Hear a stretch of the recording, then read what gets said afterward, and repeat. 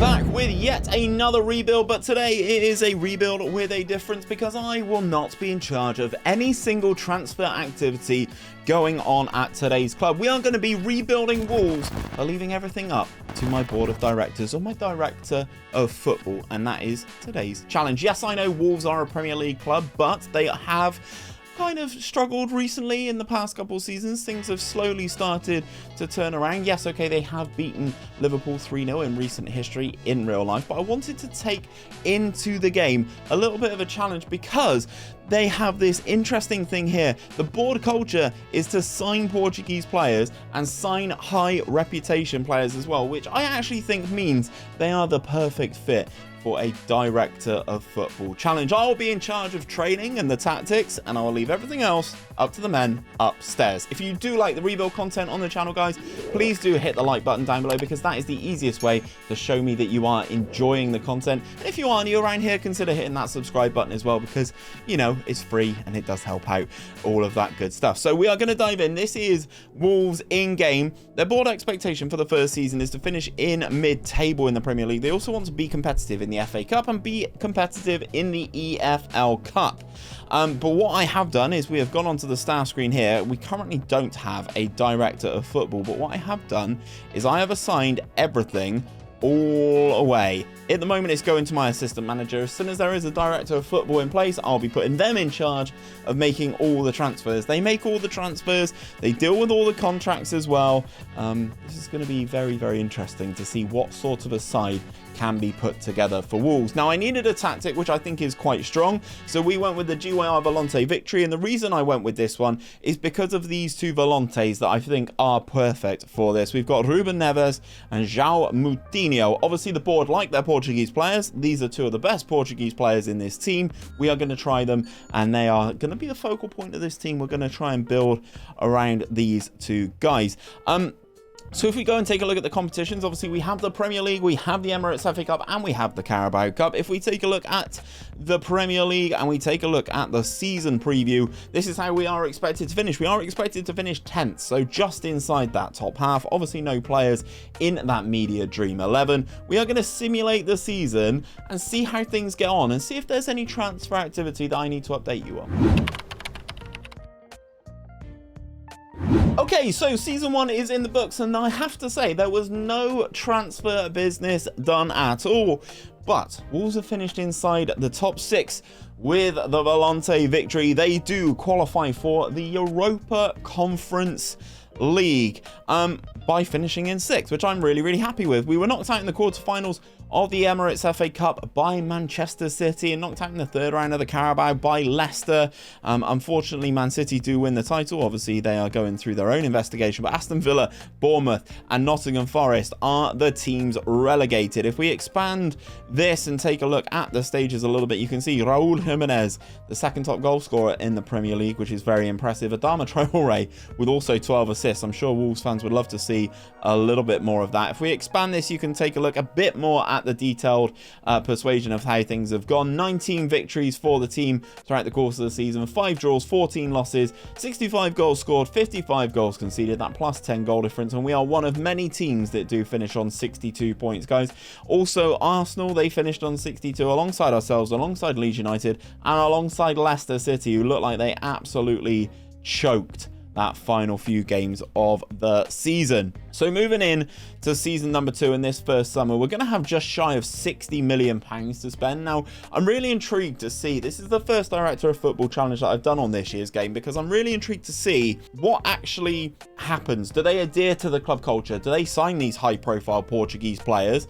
Or do they just kind of sign whoever they fancy? I'm very intrigued to see. Let's flash forward through the summer and see what happens for season number 2. Okay, guys, so we have some transfer activity to talk to you about before we go into season number 2. Our board have sold Ruben Neves. That's the player I was building the team around.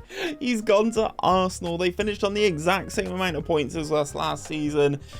But Ruben Neves has gone to Arsenal. I can't believe what my director of football, my board of directors, I can't believe what they're doing. Ruben Neves for us last season in the Premier League, 7 goals, 5 assists, averaged a 7.15. 54 million quid later, he is now a Gooner, which it's a bold strategy, Cotton. I don't think it's going to pay off for him. In terms of some of the players that we have brought in, I do need to touch about Lino Sosa. He was brought in from Arsenal in January. Not exactly a player who is going to rip the world apart. And then we also signed Andre Horta from Braga. He comes in, central midfielder. I don't know if they're going to try and replace Ruben Neves with him, but he can play in this cam spot. He's quite good. He's quite good, is Horto, coming from Braga. He came in for £12.75 million, which could rise to 15. We've also had a couple of other players come in. Tormina comes in for £9.5 million. He is Brazilian, comes in from Braga, has got that joint nationality, so I guess technically he is Portuguese to an extent. 27 years of age, 6'4", centre-back, nice high jumping reach. I'm actually quite a fan of this signing. It's a player that I've never signed before, coming out of Braga, and I think he's quite good. We also signed this guy as well on a free transfer, Ricardo Bastia. He comes in, he is probably most likely going to be a backup goalkeeper to Jose Sa. In terms of some of the other outgoings, we've sent a couple of players out on free transfers. Hugo Bruno goes out for 500k to Brighton, and that is pretty much it for season number 2. So we've got this big hole in our team, a Ruben Neves shaped hole. So if we quick pick without restriction our best 11, this is what we have, guys. So Connor Cody is back from his spell at Everton. So we have Sar, Semedo, Connor Cody, Kilman, Johnny, Moutinho, Nunes, Torre, Guedes, Horta, and Jimenez. Obviously, we've got a couple of issues in terms of the dynamic here. Hwang wants to leave. Daniel Podence wants to leave. Max Kilman wants a new deal. I'm not in charge of this. I am such a big fan of managing the dynamic to a certain extent that none of my members of my squad are unhappy. Leaving this in the hands of someone else is very, very interesting. If we go into the competitions tab, obviously we did qualify for the UEFA Europa League. If you watch my streams, whoa. That's all I'm going to say. We've also got the Premier League to contend with. Obviously, season preview says we are going to finish in 8th. I don't know how that's going to go, considering we do have European football to contend with, which we didn't have in season number 1. But we've slowly improved up that table just a little bit. Let's simulate season number 2 and see what we can get up to in the Europa. So starting on the competitions tab for season number 2, I'm not going to dance around it. Wolves have won the bloody Europa League, ladies and gentlemen. I can't believe it's happened. The board expectation for the Europa League actually was to get to the quarterfinals. We have far and away surpassed that, and we've gone and won the trophy. We beat Sevilla in the final, of course we did, because Sevilla love this trophy. We get ourselves a 2-0 victory. João Moutinho scoring a goal inside each half, getting European silverware for Wolves. It was played at the Aviva Stadium in Dublin, so not too far for Wolves to jump over to Ireland. Absolutely crushed Sevilla, in my opinion, in terms of the shots and stuff like that. And I just think we've done really, really well. We've won a European trophy, but in terms of our Premier League performance, we finish in 9th. We do qualify, though, for the Champions League, obviously by winning the Europa League. So we will be in the Champions League alongside Man City, Arsenal, and Liverpool. Because we actually win, we actually force Newcastle into the Europa League despite their 4th place finish. So we're halting that Saudi takeover at Newcastle just a little bit longer, because we go into the they go into the Europa League alongside Chelsea. And United and Tottenham go into the Europa Conference League. If one of those two teams doesn't win that, I will be absolutely baffled. Raúl Jiménez continues to be our main goal threat. He's currently got pulled knee ligaments, but he scored 34 goals and got 6 assists in all competitions despite his advancing years, age 33 now. I can say that. I'm only 31 at the moment. But overall, season number 2 has been amazing. I've been in charge of none of it, really. I've plugged in a tactic that, one, isn't mine. I've been in charge of the training. That is mine. And I've left everything up to the director of football in terms of transfers. And we've won a European trophy. This is very interesting. In terms of season number 3, guys, we've got £66 million to spend. I'm very intrigued to see how this gets spent. So, guys, there was a transfer that I did forget to tell you about last time around, because at the time of recording that season, that part of the episode, it hadn't actually happened. Nuno Santos did come in as well, 29 years of age, from Sporting. Last season, he did quite well. He was brought in after the start of the season, but before the end of the transfer window, so that's why I missed this deal. He had an okay season for us in the Premier League. 25 appearances, no goals, 2 assists, sorry. Averaged a 6.62, so I'm hoping he can kick on just that little bit. He's kind of been a bit around a bit, hasn't he? Started at Porto, been at Benfica, been at Sporting, definitely been around Portugal's top clubs, but yet to make an impact for us in terms of the Premier League. We've also had a couple of other players come in through this window ourselves. This is the biggest one. £38 million has gone on this man, David Carmo, a player that I'm not overly familiar with. In this game has come from Porto. Looks like a nice young centre-back. Not the Portuguese centre-back that I would have signed. Antonio Silva would have been the player that I would have signed. But 38 million, which I believe, yes, could rise to 45.5 million pounds. He came in last window as well in the January. And he did all right, actually. He did all right. We've also signed someone finally to replace Ruben Neves in that defensive midfield spot. We signed Danilo Pereira from PSG. He obviously wasn't playing his football at PSG, but he is 32 years of age now. He is kind of a Portugal legend. Hopefully he can shore up that defense a little bit. Other than that, though, guys, we've not really spent that 𝘼𝙗𝙤𝙪 money because we've still got 67 million to go. Obviously, we don't have deadline day just yet at the time of recording, but I do always try and get in at the start of the season because we have lots of competitions to go on, and we've not yet kicked off our season. We kick off our season at away at Everton. We've got the Carabao Cup, got the FA Cup, got the Super Cup, obviously, as winners of the Europa League, and of course we go into the Champions League phase and also the Premier League. The board expectation for the Prem is top half yet again. If we go into the season preview, we are predicted to finish in 8th again, but our odds last season, our odds were 100 to 1. They are now down to 50 to 1, so we're going to have to improve on that and kind of push our way up the league in season number 3.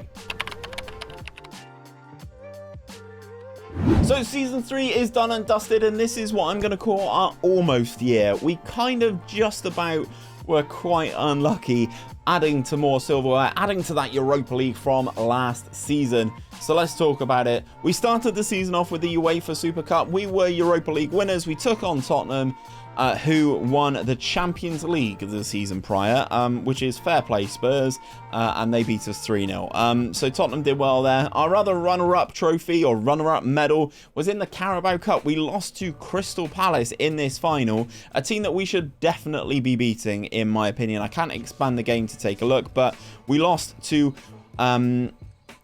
Crystal Palace, man. I'm devastated by that.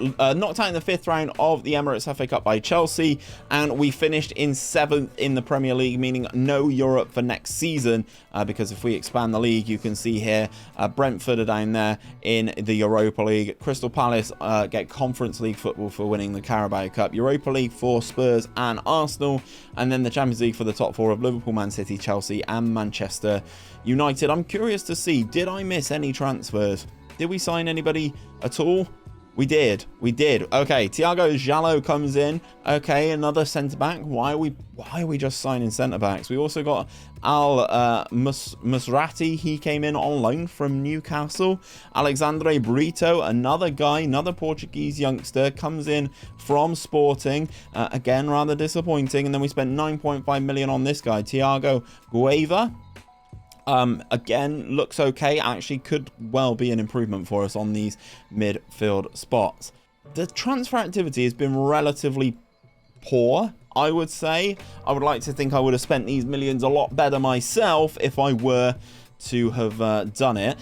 Going into season number 3, though, we've got almost 70 million to spend. I hope my director of football starts to put his hand in his pocket for season number 4. Transfer update from the director of football going into season number 4 then, and he has put his hand in his pocket in his defense. and spent some money. 𝘼𝙗𝙤𝙪 comes in. He is a young Portuguese centre-back. He comes in. We spent some money on him, and he's instantly gone straight out on loan to Reading. We got him for £6.5 million. £6.5 million just to send a man out on loan just seems absolutely baffling. 𝘼𝙗𝙤𝙪, we obviously had a clause to buy him. He comes in from Newcastle, 19.25 million. I just don't get the transfer business. I just don't get it. He comes in from Newcastle, again, seems like a little bit of a waste. He spent 4.1 million, could rise to 5.25 on this man, Fernando.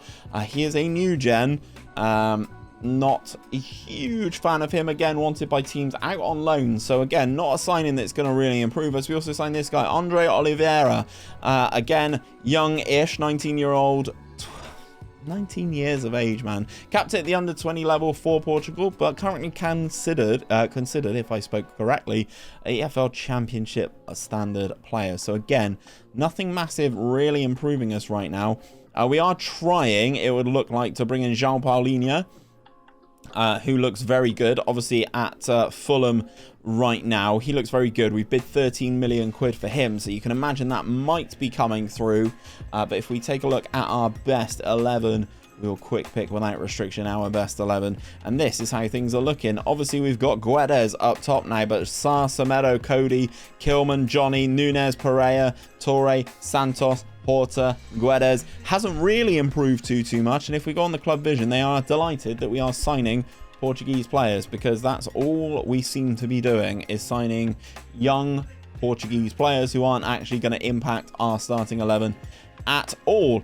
It says we've got Europa League football, and I will be perfectly honest with you guys, I don't know how that has happened. So if we go back and take a look, okie dokie, lots of teams have qualified for the Champions League then. Tottenham qualified for the Champions League alongside Arsenal despite finishing 5th and 6th. The top 4 is then Manchester United, Chelsea, Man City and Liverpool. And we qualify for the Europa League alongside Brentford. I'm not really sure how Tottenham have done this, to be perfectly honest with you. Champions League phase, they got knocked out in the quarterfinals, but yet they've qualified for the Champions League. And Arsenal last season, they were also in the Champions League phase, but they did win it. So they won the Champions League final 4-0. Oh, that makes me even more sad. Ruben Neves scored twice for them in the Champions League final. Why didn't you keep him? Why didn't we keep him? Anyway, we're in the Europa League for season number 4. We get a little bit of European football, which is always nice for the coffers. Carabao Cup, Emirates FA Cup, Europa League, and then the Premier League. We already have played one game of the season. I did obviously overshoot where I was due to come back and start the save for this particular section of the recording. We are 50-1 to win the league again. I don't think it's going to happen. It seems like we're being relatively consistent in where we're finishing in this league at the moment. So I would imagine bridging that gap between ourselves and Manchester United isn't going to happen just yet. But in that opening game of the season, I've got to show you it because we absolutely pumped Middlesbrough, who got promoted. Nathan Collins got a hat-trick, ladies and gentlemen. He scored 3 goals, 2 goals, and then a penalty to get his hat-trick, which I am absolutely ecstatic about. And we are going to simulate season number 4 and see how this Wolves team gets on. So, ladies and gentlemen, season 4 is done and dusted, and this is probably our worst performance so far, and it's probably because we're wasting so much money on young Portuguese players. Yes, okay, we're adhering to that club vision, but we're not improving the team on the field. We finished in 11th inside the Premier League with a -11 goal difference. Sub-ideal there. Brentford knock us out in the semi-final stage of the Europa League and then lose the final to RB Leipzig. Fabio Silva, though, immersion season for this man. Probably should have been playing a little bit more. I could have potentially pinned him into that position. 36 goals for him in all competitions, 15 in the Premier League, but 17 in 13 in the Europa League. Definitely an emerging season for young Fabio Silva. Knocked out in the 4th round of the FA Cup, knocked out in the 3rd round of the Carabao Cup, and again, disappointing performance in the Premier League, where we did finish with a -11 goal difference. Lukaku back at Chelsea, Dusan Vlahovic at Liverpool. this league is an absolute nightmare, and as you can see, all the teams down into 6th qualify for that Champions League. Is that because the coefficients changed? That might be. We might get more places now. But ultimately, a rather disappointing season. Going into the 5th season then, in this Director of Football rebuild, we've got £62.7 million. 62. I hope he spends it. I just hope he spends it. So guys, going into the 5th and final season, this is the transfer update. I did touch on 𝘼𝙗𝙤𝙪. He came in last season. And then they signed 𝘼𝙗𝙗𝙪 from Sporting. Again, no surprises. Another player that this club has signed and sent out on loan. He is currently at Fleetwood Town. We also spent some more money on this guy, 𝘼𝙗𝙗𝙪. He comes in from Vitória. He actually looks quite good. But yet, it's another centre-back. When we sign players for the first team, they only seem to be centre-backs, and I'm baffled as to why that is the case. I had this before when I did a Director of Football challenge. The guys just signed goalkeepers. This time, it seems to be young Portuguese centre-backs, despite the fact that he did play at the World Cup. Vitinha comes in from Braga as well as a striker option, but personally, he is not as good as Fábio Silva, so he comes in. Again, we spent some more money on a youngish Portuguese player, 17.75 million. He did score 25 goals last season for Braga in the league, and we also signed Anthony Lopez to be our important player. Oh, please tell me you're not playing him as a starting goalkeeper. Please tell me you're not playing him over Sarr. Please. Please, please, please. Let's go into the tactic. And let's quick pick, without restriction, our best 11. Okay, we are... Oh my god, my assistant's going to put Lopez in. Okay, Lopez is in goal, despite being 35 years of age. Semedo, Amaro, Kilman. Rian 𝘼𝙗𝙪 has actually finally cracked his way into this team. Touré, Nunes, Paulinho, Guedes, Horta, and then Fábio Silva. Fábio Silva, we are going to need a very good season out of you for season number 5. If we look at the competitions, we're back to where we started effectively. We just have the Premier League, the FA Cup, and the Carabao Cup to fight for. The board expectation, again, is just a top half finish inside the Premier League. If we have a look at the season preview, 50-1 again, predicted to finish 8th. I'd be surprised if we did anything better than that. Let's simulate season number 5 and see what happens.